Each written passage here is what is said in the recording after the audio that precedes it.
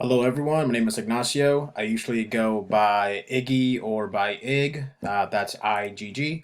Um, I'm currently living in Wilmington, Delaware. I currently work at a nonprofit organization called the Latin American Community Center, or referred to as the LACC.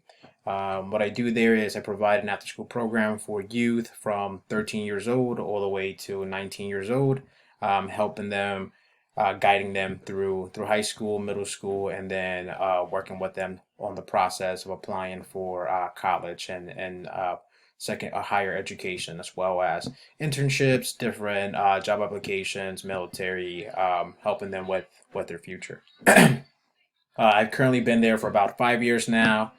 To talk about a little bit about how I'm feeling about the MSW program for Widener.